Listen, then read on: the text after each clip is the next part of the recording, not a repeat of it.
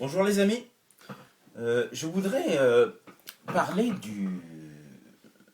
d'une interview qui a été accordée par le ministre actuel de l'Intérieur des Comores, M. Oumadim Seydié, à une chaîne, si je ne m'abuse, une chaîne mahoraise, quelque chose comme ça, qui l'interrogeait sur le fait que beaucoup de femmes comoriennes, anjouanaises plus particulièrement, débarquaient à Mayotte pour aller accoucher. Donc on l'interrogeait, qu'est-ce qu'il pense de cela? Est-ce que, visiblement, on lui demandait, comment faire pour lutter contre ça? D'autant plus que ces personnes-là se mettent en danger en prenant des barques. Pour ceux qui ne connaissent pas euh, l'histoire des Comores et qui m'ont écrit, parce qu'il y en a qui m'ont écrit quand j'ai fait la vidéo sur le retrait des Comores des Jeux des îles, suite au défilé de Mayotte derrière le drapeau français. D'autres commentaires qui disent que bon, Mayotte a décidé de ne plus être français. Pourquoi les Comores continuent à réclamer cette île? Mayotte, c'est le droit des peuples à décider de leur destin. Alors, je veux leur dire une chose. Si aujourd'hui la Bretagne décidait de se retirer de la France, je ne pense pas que la France accepterait de laisser la Bretagne partir. Si les Bretons ne veulent plus être français, je pense que la France leur dirait, bon écoutez, vous n'avez qu'à renoncer à votre nationalité et partir de notre territoire, allez où vous voulez. Les Comores ont toujours été considérés comme une même entité à part entière. Je vous rappelle qu'un territoire, c'est des eaux territoriales, c'est un espace aérien et c'est des terres. Donc ce n'est pas parce que les îles sont espacées par la mer qu'on peut penser que c'est des entités particulières, chacune de son côté. C'est une seule entité qui est les Comores. Voilà. Le territoire est composé des terres et des mers. Donc il ne faut pas que ce statut insulaire de chaque île vous fasse penser que chaque île peut s'auto-déterminer. Non, c'est une seule entité. Un territoire, c'est composé de l'air, des mers et des terres. C'est un ensemble. Donc, je vous rappelle, pour ceux qui ne connaissent pas cette histoire, vous pouvez aller chercher. D'ailleurs, certains Mahorais qui ne connaissent pas cette histoire, vous pouvez aller chercher. Les Comores, c'est une seule entité unique qui a toujours été considérée de cette sorte. D'accord? D'ailleurs, Valéry Giscard d'Estaing, quand on l'interroge en 1974 sur le destin à donner à ce territoire qui était une ancienne colonie française, et je précise que quand nous avons quitté l'ensemble malgache, nous sommes devenus un territoire d'outre-mer dans l'ensemble. C'était pas chacune de son côté, c'est pas Grande Comore, Mayotte, Anjouan, c'était l'ensemble qui était devenu territoire d'outre-mer. D'accord? Française. Donc, et ensuite, en 1974, Giscard d'Estaing, parlant de la colonisation et de la décolonisation, de l'indépendance des Comores, déclare précisément que ça a toujours été une entité unique et que,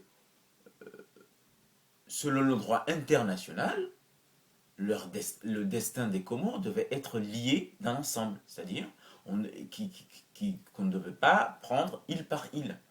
Donc, même les autorités françaises l'avaient acté, parce que c'était un fait. Voilà. Et puis, il y a eu une consultation en 1974 pour savoir si les Comores voulaient devenir indépendants. Cette consultation a donné un résultat dans l'ensemble qui dit que les Comores, en majorité, veulent être indépendants. Eh ben, mais ils ont décidé finalement de renoncer à ce que Giscard d'Estaing disait, c'est-à-dire que c'était un destin commun, et donc le résultat devait être considéré en général, donc la majorité des 4 îles, parce qu'ils voulaient maintenir leur présence stratégique dans l'océan Indien, ils ont décidé qu'on allait compter île par île. Ce qui est contraire au droit international, qui dit que quand vous sortez, vous, puissance colonisatrice, vous quittez un territoire colonisé, vous rendez ce territoire indépendant dans son ensemble avant la colonisation. Et avant la colonisation, c'était une entité à part entière, même langue, même culture, okay, des liens familiaux, d'accord. Et là nous sommes dans la définition française, une volonté et une considération de l'ensemble comorien qu'il appartient à un même destin. Nous avons toujours considéré que nous formions une seule nation, une unique nation. D'accord? Donc, que ce soit dans la définition allemande des critères, que dans la définition française de la volonté. D'accord? Nous nous sommes toujours considérés comme faisant partie d'une unique entité, qui est les Comores. Donc, voilà. Mais la France a considéré que le résultat de la consultation devait être pris île par île. Ce qui est... Et donc, ils ont pris le résultat des 3 îles, soi-disant que dans les 3 îles, la majorité avait dit oui, et que dans la majorité mahoraise a dit non. Avec une campagne qui a été menée d'une façon, somme toute, pas très réglo, parce qu'il y a eu des pressions et des manipulations, mais bon, ils ont considéré que là-bas la majorité a voté non, donc on va considérer île par île. C'est ridicule. C'est comme si on faisait une consultation de l'ensemble français, et que parce que à Marseille, on aurait voté non en majorité, alors que l'ensemble de la France a voté oui, on va dire que bon, comment dire, Marseille n'est pas français. Ou bien parce que Marseille aurait voté non, ou Marseille aurait voté en majorité Sarkozy au 2e tour, donc Hollande n'est pas président de Marseille. C'est ridicule. L'ensemble du résultat des présidentielles est pris dans l'ensemble de la France, du territoire français.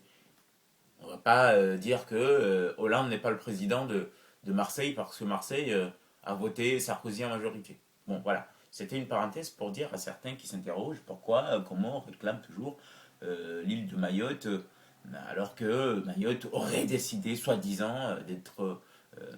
voilà. Donc, les institutions internationales aujourd'hui réclament Mayotte, affirment que Mayotte est comorienne.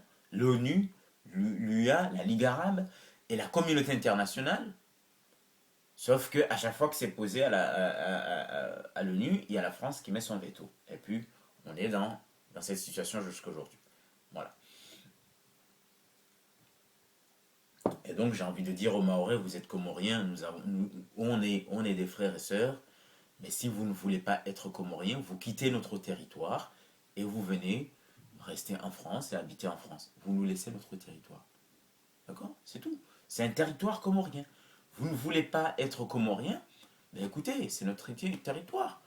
Vous quittez notre territoire, vous nous laissez. Point, c'est tout. C'est votre droit. Hein. Quand vous dites que vous avez décidé de ne pas être Comorien, ben écoutez, vous quittez le territoire, vous partez. C'est le territoire, c'est l'ensemble comorien. Point barre. C'est comme si on disait aux Kurdes, aux Turcs, laissez les Kurdes, laissez le territoire kurde aux Kurdes. Donc vous vous occupez de votre territoire parce qu'il y a des Kurdes qui ne veulent pas être Turcs. Et je peux vous donner beaucoup d'exemples. Non, c'est pas comme ça un pays, c'est pas comme ça que ça se passe. C'est pas comme ça. Voilà. Donc, pour revenir à mon sujet de départ, Oumedim Seydié, d'accord? Oumedim Seydié, le ministre des Comores, a été interrogé dans, je pense que c'était une chaîne mahoraise, sur ce problème de femmes comoriennes qui vont accoucher à Mayotte.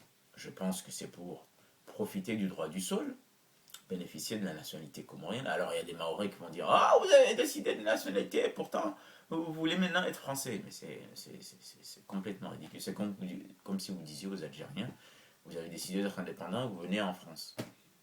Non, ce sont deux choses différentes. C'est pas parce qu'un pays a des difficultés économiques qu'il doit renoncer et redevenir une colonie. Non, les gens partent pour vivre, ce n'est pas pour cela qu'ils vont renoncer à leur indépendance. C'est complètement ridicule, sinon tous les pays du monde où il y a de l'immigration, dans les pays anciens colonisateurs, devraient redevenir des colonies des anciennes puissances colonisatrices. Autrement dit, l'Inde devrait redevenir anglais, parce qu'il y a beaucoup d'Indiens, de Pakistanais, aussi, le Pakistan faisait partie de cet empire des Indes, devrait redevenir britannique. L'argument ne suit pas, les gars. Donc elles y vont là-bas pour donner une chance à leurs enfants. Et on l'interroge sur ces questions. On me dit, c'est ridicule. Hein. Il dit, oui, mais en même temps, il y a le... C'est quoi l'expression exacte qu'il a utilisée? Il y a le miroir des alouettes. Vous ne pouvez pas... pardon, excusez-moi. Vous ne pouvez pas lutter contre le fait que des femmes quittent le territoire comorien officiel, parce que Mayotte c'est comorien, quittent en juin pour venir accoucher à Mayotte parce qu'il y a le miroir des alouettes.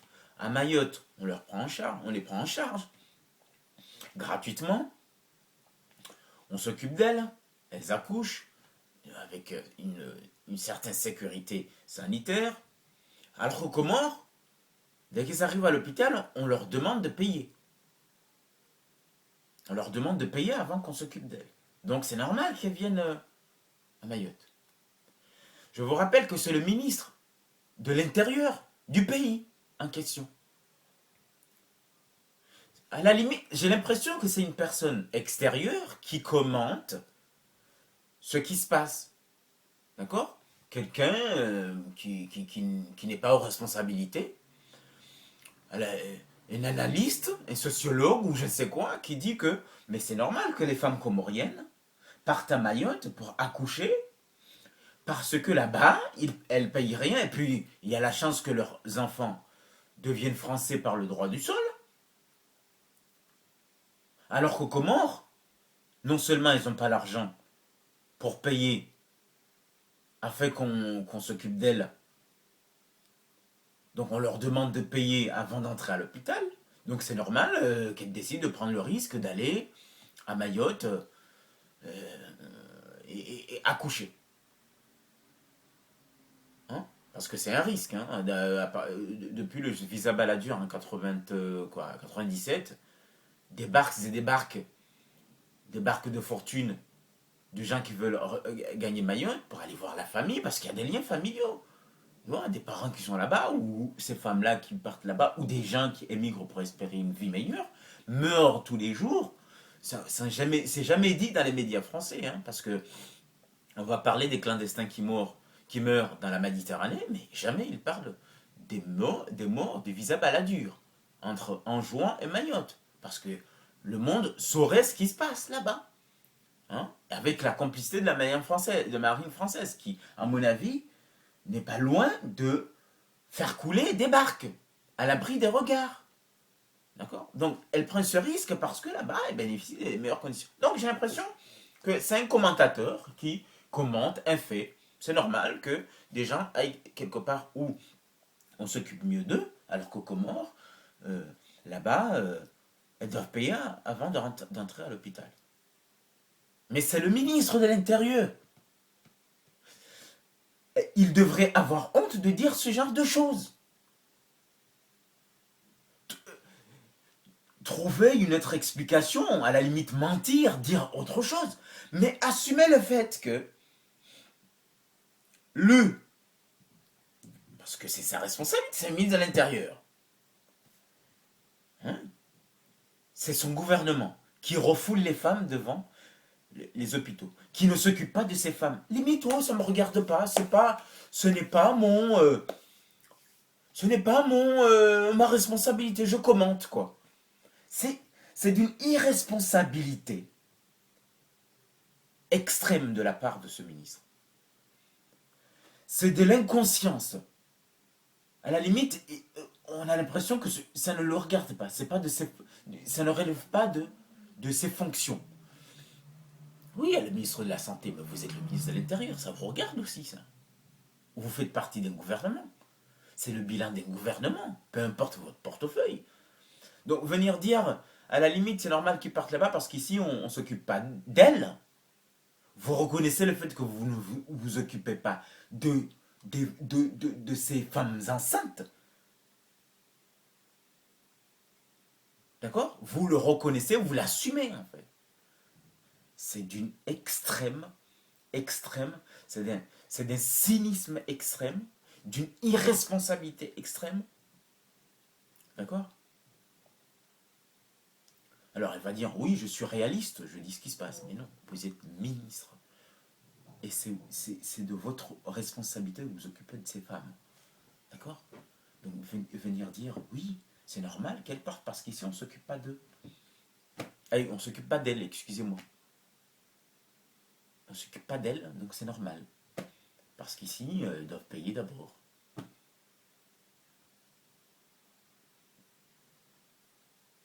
Il y a un autre pays qui s'occupe de gens qui ne relèvent pas de leur, qui ne sont pas citoyens de leur pays, gratuitement. Vous, citoyennes, vous les rejetez devant les hôpitaux et vous faites comme si c'était normal. Oui. Moi, je suis pour le fait qu'il faut payer pour que les hôpitaux fonctionnent. Mais pas une femme enceinte ou... Je ne sais pas, mais... Voilà, je voulais souligner ce cynisme, cette irresponsabilité d'entendre un ministre qui nous dit c'est normal qu'ils viennent chez vous parce que vous vous occupez d'elle, et c'est normal qu'elles viennent. C'est normal qu'elles viennent chez vous parce que vous vous occupez d'elles, alors qu'elles elles ne sont pas vos citoyennes, alors que moi, chez moi, là où elles sont censées être chez elles, nous ne nous occupons pas d'elles. C'est normal. Et j'assume le fait que je ne m'occupe pas d'elles parce que je l'affirme ici et je le dis d'une manière posée et tranquille. Voilà, je voulais dire cela, ça m'a choqué. Et à chaque fois que j'y pense, je me dis, mais est-ce qu'il se rendait compte de ce qu'il disait? Voilà ce que je voulais dire aujourd'hui. Je vous souhaite une bonne journée. Salut.